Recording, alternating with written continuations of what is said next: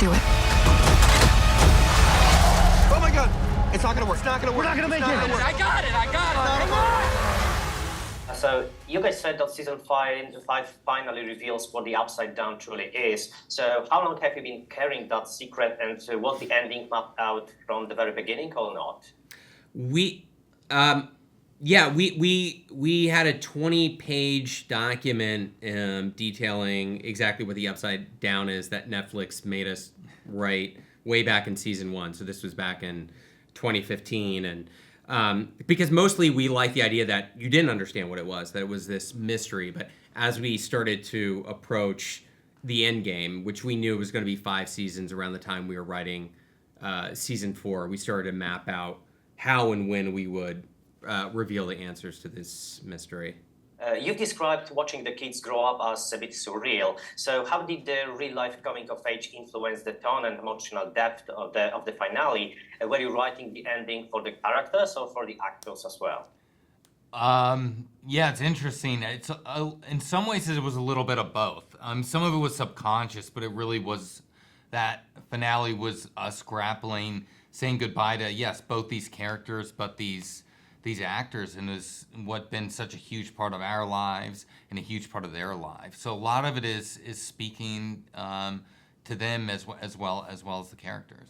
In this season, Vecna returns in a more terrifying form, I would say. So is this evolution meant to reflect the show's own shift into a darker, more mature phase? I mean, I hadn't thought about it like that, but yeah, I mean, we want it is a darker and I guess arguably more mature season, but really we wanted to make Vecna, if anything, scarier and less human. He's lost more of his humanity between season 4 and season 5, and for that reason he's much more terrifying. Certainly for the characters and hopefully for the audience as well.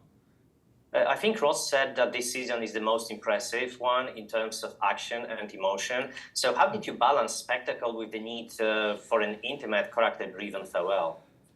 Yeah, that's always the goal, is to hit them to both sort of crescendo at the same time in terms of peak emotion and peak spectacle, and I think, we did that in season 4 with Dear Billy, with Max escaping Vecna and running up the hill plane. And so that's always sort of our guiding light of that's what we want to do. And I think for us, what we really do is, as opposed to building out the spectacle and then trying to wedge character in, we go, where do we want the characters to be and what's the emotion? And we start there, and then you build the spectacle around it to sort of force that emotion out. And so if you can hit both at the same time and they both crescendo at the right moment, then for us, that's the sort of the magic, if we can pull it off. So that's always what we're trying to do.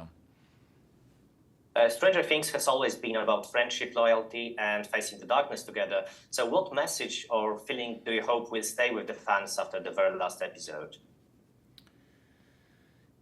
It's a really good question. I mean, so many young people have come up to us and talked about how much they've identified with the show and how it's helped them through difficult times and experiences growing up. So I mean, hopefully, that's the best thing for me to ever hear. So I think we all struggle growing up, and